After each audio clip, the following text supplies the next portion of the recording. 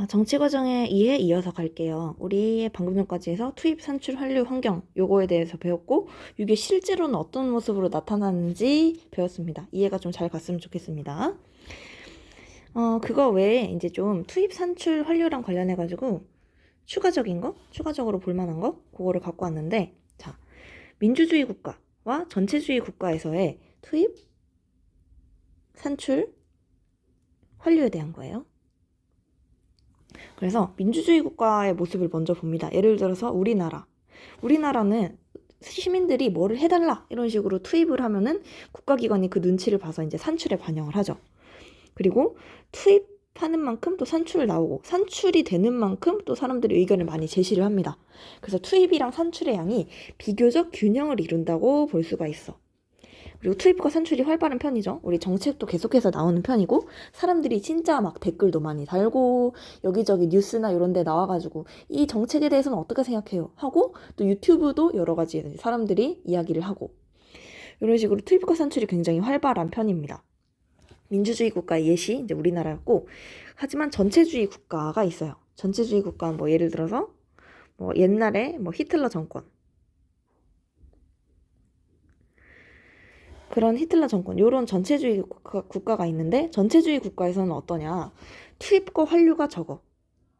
근데 산출이 커. 투입과 환류가 적으며 산출이 큽니다. 우리 아까 생각해 본 거에 의하면 투입과 환류는 누가 한다 그랬죠? 주체가 누구라 그랬지? 비공식적 참여자입니다. 산출은 누가 하죠? 공식적 참여자가 합니다. 공식적 참여자가 즉 국가기관이잖아요. 국가기관, 뭐 국가나 마찬가지입니다. 국가가 힘이 너무너무 센 거야. 그래서 국가는 산출을 해요. 우리 이러한 정치 제도 만들 거야. 이런 제도 만들 거야. 이런 식으로 계속해서 얘기를 합니다. 하지만 사람들이 이거에 대해서 이야기를 할 수가 없어요. 비공식적 참여자가 참여를 할 수가 없는 거야. 낮은 거야, 혹은. 그래서 투입, 뭐 제대로 요구할 수 없습니다. 국가가 뭐 제대로 바른 말 하면 잡아가 버리니까, 트집 잡아서 잡아가 버리니까 당연히 환류도 제대로 안 됩니다. 여기다가 뭔가 정치제도가 이상한데요? 이렇게 얘기하면 당연히 잡혀갑니다. 그래서 투입과 환류가 적으면 산출이 크다. 그래서 투입과 산출 균형을 이루지 않죠. 투입은 적고 산출은 크죠. 그렇게 비교를 할 수 있습니다. 투입과 산출이 균형을 이루는 그런 체제가 괜찮은 체제겠죠. 자, 그렇고 정치 권력의 정당성, 요거는 조금 더 추가적으로 갖고 온 건데, 그러면 이런 정치 권력이 사실 나라마다 다 있잖아요. 우리나라도 그렇고 다른 나라도 그렇고.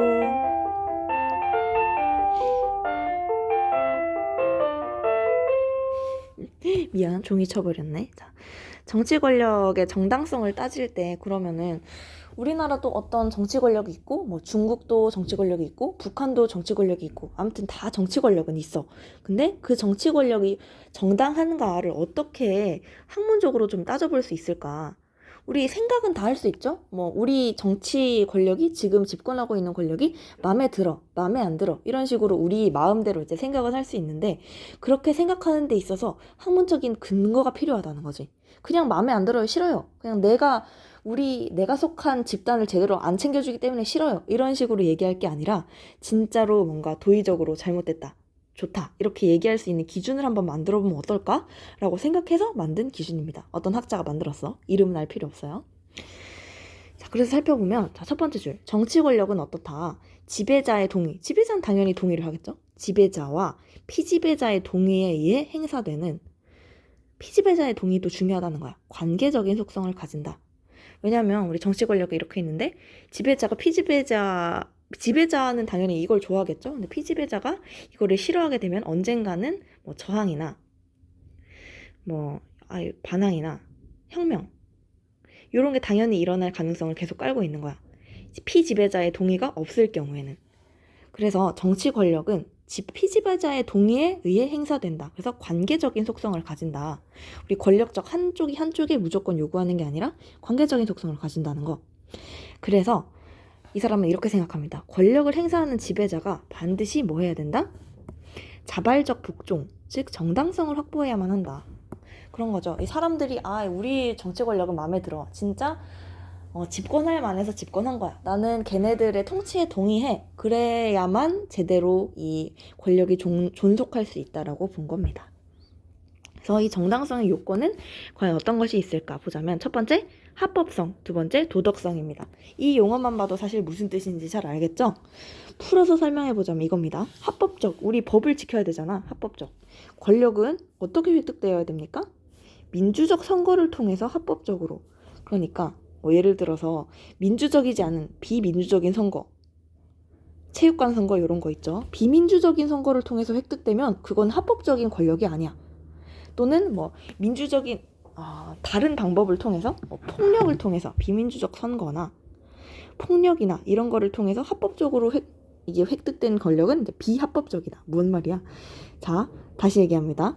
비민주적 선거를 통해서 획득되거나 아니면 폭력을 통해서 이제 비합법적으로 획득된 그런 권력들은 이제 이 요건을 갖추지 못했다라고 이야기할 수 있는 거죠. 그 다음에는 도덕성입니다. 도덕성 당연히 도덕적이어야 된다는 건데 풀어서 설명하면 권력은 민주사회의 이념을 구현해야 하는 것이다. 윤리적 법원칙에 부합하게 행사되어야 되는 것이다. 이렇게 할 수 있어요. 요것도 안 했네, 밑에 거. 정신이 없다. 자, 권력은 이렇게 획득돼야 되고 획득된 권력의 행사도 법에 근거해서 합법적으로 행사되어야 된다. 이런 게 있습니다. 합법성, 도덕성 기억해 두세요. 자, 그 다음에는 뭐 문제로 점검하기 있는데 하나만 갖고 와 봤어요. 요거 투입, 환류 이런 거에 대한 겁니다. 문제 풀어 보시고요. 자, 일단 끊고 가겠습니다. 자, 방금 전에 쌤이 다른 걸 틀었습니다. 끊고 가는, 네. 이게 1단원만 하기에는 양이 조금 많이 적어가지고 2단원도 조금 껴줘야 될 것 같아요. 이 부분은 사실 막 엄청나게 외우는 부분이라기보다는 실제적인 부분이 좀 커서 여러분들이 좀 쉽게 공부할 수 있지 않을까 합니다. 시민의 정치 참여라는 부분이에요. 그래서 어떻게 참여할 수 있을지에 대해서 우리가 살펴봅니다. 진짜 참여 방법이 어떤 게 있는지 그거를 한번 같이 해볼 수 있으려나 모르겠네. 사진도 있습니다. 쌤 사진 넣는 거 별로 안 좋아하는데 오늘은 좀 넣어봤어. 자, 그래서 이때 학습 목표는 뭐냐면 정치 참여의 의의를 설명할 수 있고요. 시민의 정치 참여는 어떤 것이 있는지 우리가 한번 살펴볼 거예요. 핵심 개념, 정치 참여, 정치적 효능감. 그 다음에 선거, 전자민주주의 이런 것들이 있습니다. 정치 참여는 뭐냐? 너무나 쉽다. 의미, 시민이 정치 과정에 영향력을 행사하려는 모든 활동이다. 1번에 나오죠. 그럼 정치 참여하면은 뭐가 좋냐? 의의이자 이제 장점이죠. 장점 중요합니다.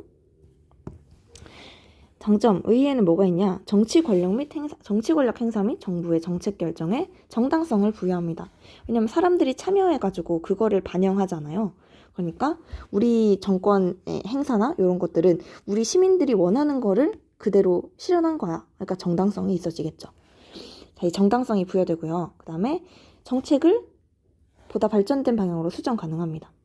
수정 가능하고요. 그 다음에 공익에 대한 관심 증진. 모든 사람들이 참여하다 보면은 어떤 것이 공익일까? 공익을 이루려면 어떻게 해야 되나? 이런 관심을 갖게 되고, 당연히 책임의식도 증진하게 되겠죠. 내가 뭔가 참여해가지고 뭔가를 해내야 된다. 이런 거랑 내가 제대로 내 의견을 얘기하지 않으면 정치적으로 큰일 나고 말 거야. 이런 책임의식이 생기게 되는 거죠. 그 다음에 5번. 정치적 효능감 향상. 이게 좀 중요한 용어인데요. 왼쪽에 이제 날개 부분을 보자면 내가 참여해가지고 뭔가 정치에 영향을 미칠 수 있다고 생각하는 그런 느낌. 사실 이런 정치적 효능감이 현대 한국 사회에서는 많이 떨어진다는 얘기가 많아요.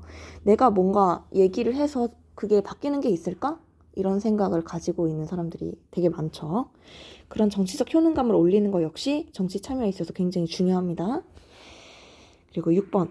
권력 감시와 통제가 가능합니다. 참여하면 당연히 눈치를 보게 되겠죠. 그런 거. 그 다음에 간접민주주의 한계 보완. 우리 간접민주주의 나중에 좀 나오겠지만 간접민주주의, 대의민주주의라고도 하죠. 이거는 대표자를 뽑아서 하는 방식이에요. 대표자를 뽑으면 이제 필연적으로 대표자가 이제 뽑아준 시민들의 의견을 제대로 듣지 못하는 그런 대표의 실패 현상이 나타나는 경우가 굉장히 많아요. 필연적으로 갖고 있는 문제점입니다. 이런 거. 하지만 사람들이 이 대표자는 대표자들대로 또 참여하게 하고 자기들이 직접 또 참여하게 되면 대표자는 당연히 직접 참여하는 시민들의 눈치를 보겠죠. 그래서 요 대표의 실패 문제나 아니면 정치적 무관심 요런 문제를 해결할 수 있는 우리 간접민주주의의 경우에 내가 직접 뭔가 얘기를 하고 하는 게 아니기 때문에 사람들이 정치는 약간 동떨어진 것 해서 정치적인 무관심을 갖게 될 가능성이 굉장히 크거든요. 요런 간접민주주의 한계인 대표의 실패나 정치적 무관심 요런 한계를 보완할 수 있는 방법이 바로 여기에 나오는 정치 참여라는 거죠. 그렇고 8번째 국민 주권 원리 실현한다. 좋아요. 그 다음에 9번 민주시민의식의 학습 기회를 제공한다. 다른 말로 정치 사회화라고도 할 수 있겠네요. 요런 게 있습니다. 요런 장점이 있고요. 자, 그 다음에 그러면 시민이 정치 참여하는 게 좋은 건 알겠어. 그러면 우리는 어떻게 참여해야 되죠? 라고 질문하는 데 있어서 대답해 줄 수 있는 방법입니다. 시민의 정치 참여 유형. 자, 굉장히 많은 참여 방법이 있어요. 크게 일단 볼게요. 크게 보자면 첫 번째, 선거, 투표입니다. 두 번째, 각종 단체에 참여하는 거야. 정당, 시민단체, 이익집단.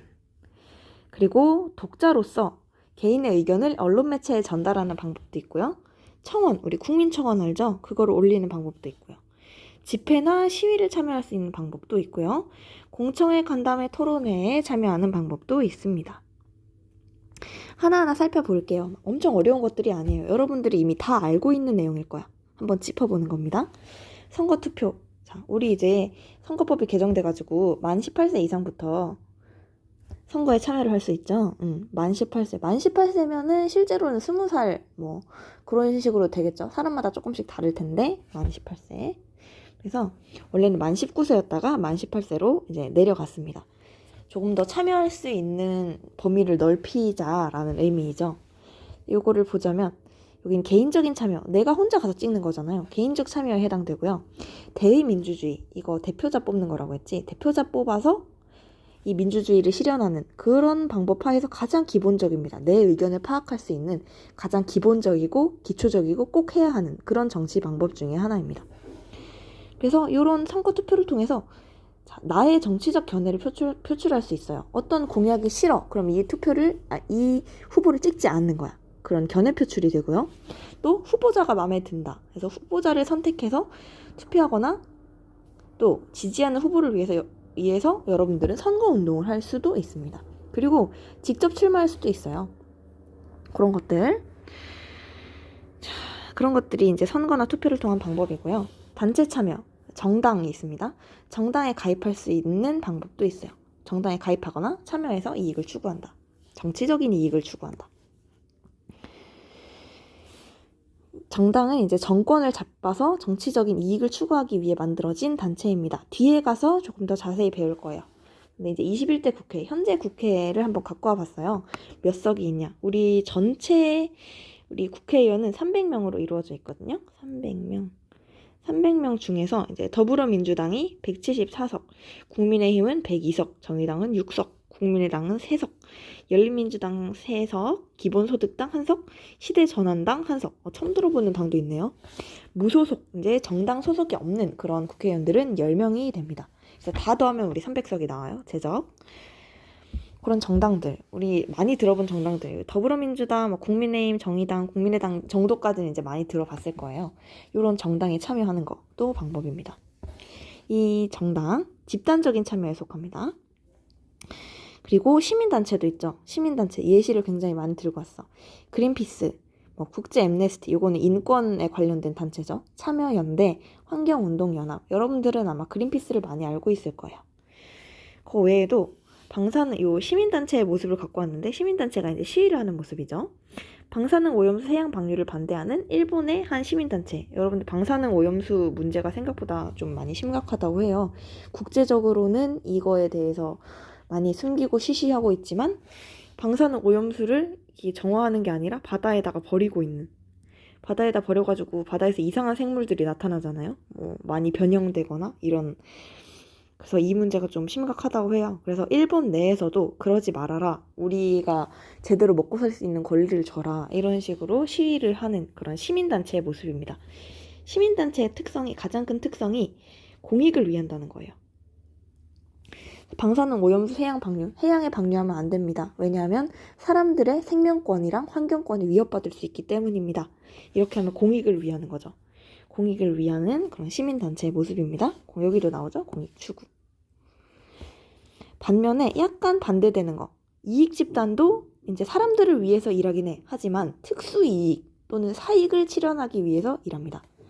대표적으로 대한의사협회, 우리나라의 대한의사협회, 그리고 모든 회사의 노동조합. 이 사람들은 이제 노동자, 그 회사의 노동자의 이익을 실현하기 위해 일하고, 대한의사협회는 당연히 의사들의 이익을 실현하기 위해 일하고, 변호사협회는 변호사들의 이익을 실현하기 위해서 일하겠죠. 그래서 이 사람들은 이 변호사는 변호사, 뭐 의사면 의사, 노동자면 노동자들로 구성이 되어 있어서 각자의 이익에 도움이 되는 전문 지식, 정보 이런 것들을 활발하게 공유를 합니다. 그런 이익 집단이 있어요. 이익 집단까지 있고, 그게 바로 집단적인, 단체적인 참여를 할 수 있는 방법입니다. 여기에 직접적으로 참여하지 않더라도 후원을 하거나 지지를 하는 것만으로도 참여가 될 수 있습니다. 그리고 밑으로 보자면 독자 투고가 있어. 개인의 의견을 언론 매체에 전달하는 거. 한번 가져와 봤어요. 개인형 이동장치, 안전하게 타자. 우리 전동 킥보드 얘기입니다. 이거랑 관련해서 일반인이 이제 그냥 우리처럼 시민이에요. 일반인이 이거 별로 좋지 않은 것 같아요. 어떻게 한번 방안을 마련해 보면 좋을 것 같아요. 이런 식으로 신문에 투고하는 거. 자, 이거는 청소년 사이버 도박에 관련된 그런 것에 대해서 자신의 생각을 이제 쓰는 거죠. 그런 것들이 독자 투고이고요. 이건 당연히 개인적인 참여입니다. 내가 혼자서 글 써가지고 내는 거잖아. 그쵸? 그리고 밑으로 넘어가서는 청원이 있습니다. 청원. 여러분들 국민청원 많이 들어봤죠? 보통 우리가 국민청원 하면 생각하는 건 요거 청와대 국민청원이죠. 청와대 행정부 청원. 요거를 이야기하는데 여러분들 국회 청원이 있다는 것도 알고 있나요? 국회 참여 입법 시스템. 근데 선생님이 어디서 들었는데 사실상 법을 만드는 건 우리 입법부잖아요. 입법부에 청원을 하는 게 되게 중요하다고 합니다. 그래서 이런 국회 청원, 행정부 청원 이게 우리가 인터넷으로 할 수 있는 방법이고요. 청원의 그 사전적인 법적인 의미는 요거야. 국가기관의 요구사항, 우리들의 요구사항을 일정한 형식의 문서로 제출하는 것입니다. 일정한 형식의 문서. 그래서 우리는 인터넷뿐만이 아니라 실제로 이제 우리가 서면으로 종이로 할 수도 있어요.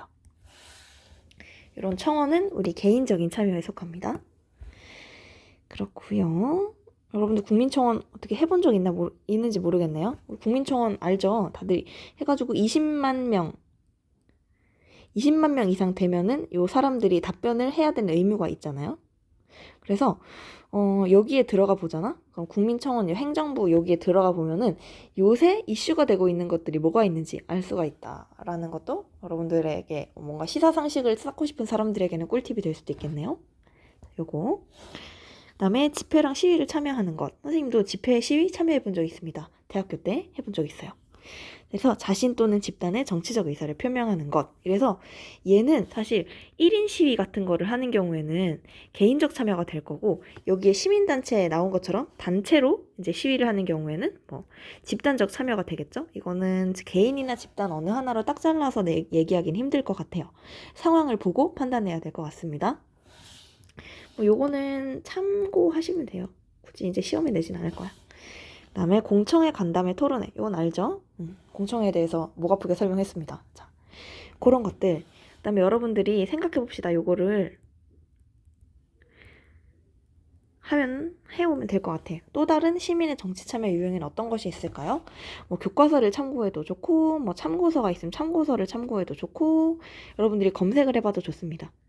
위에 나오는 유형들, 다양한 유형들이 있었죠. 이 유형 외에 또 다른 정치 참여 유형에는 시민의 정치 참여 유형에는 어떤 것이 있을지 써보는 거예요. 할 수 있겠죠, 여러분?